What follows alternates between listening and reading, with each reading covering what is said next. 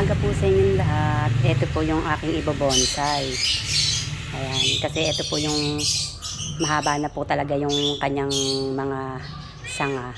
Pero wala pa rin siyang bulaklak. Ayan, sobrang dami niya. Ngayon ang gagawin ko po dyan, puputulin ko po dito yan. Ayan. Kita nyo naman po yung kanyang kanyang ugat o codex. Ang laki. Ito pa po yan, oh. Ayan. Ayan siya, oh. Mga nag-aanohan yung mga anong gagawin ko ngayon po dyan. Ibobonsai. Puputulin ko po yung mga na itatanim ko pa rin po yan. Ito pa, isa, oh. Ang laki din ng ugat niya. Ayan. Papahida ko po yan ng kulay blue para siya hindi pasukin ng ng mga insekto. Ayun po yung mga sa halaman. Ayan.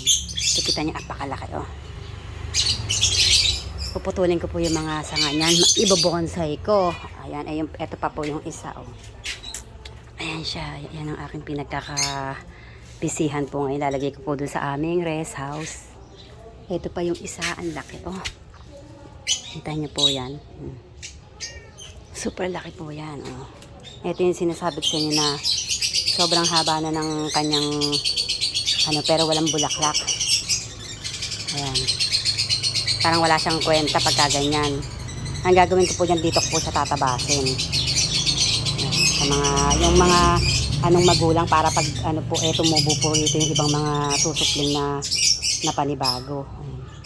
Tingnan, nakalaylay na. Wala siyang wala siyang bulaklak po na no? Sobrang laki po ng niya pero walang bulaklak. Yan ko po siya, ibobonsai ko yan. Napakalaki po niya, nakita niyo. Yung kamay ko, ayan, oh. Tsaka ang taas po niyan. Jumbo po, jumbo. Yan, oh, jumbo yung aking, Ayan. Ito pa yung mga binobonsai ko, ayan, oh. Nilagay ko muna sa loob ng bahay kasi bawal po siyang maulanan. Ayan. Pinagpuputol ko po yung mga sanga niya. Ayan siya ngayon. Ayan. Kala niyo siya mga, yung mga ugat niya, lalaki. So, kita nyo yan, oh. Napakalaki po niyan, oh. Ang taas. Pero wala siyang bulaklak. Ngayon gagawin ko siya sa kanya. Puputulin ko yung mga sanga niya para magpanibagong supling doon. Ngayon yung bulaklak niya. Ito ngayon yung ibang pinuputulan ko dun sa nakalbo ko na. Ayan. Hindi rin po yan masasayang kasi itatanim ko po yan sa nag-provide na ako ng yung ng plastic na baso para pa isa-isa siya. Tapos bumili na ako ng loam soil ko. Ayan. Yung iba naman na itanim ko na. Ayan. Medyo magulo nga po dito sa bahay na. Ayan. Alam niyo naman na yung may mahilig talaga sa halaman. Diyan mga magtanim po yan. Yan yung mga pinagkakat ko na binobonsai ko po. Diyan ako na yung oras ko. Pag nasa bahay naman po ako, di ako napapahinga. Dito po kasi pag pinutol po natin yan, dito po ngayon mag-uuspong yung mga panibago.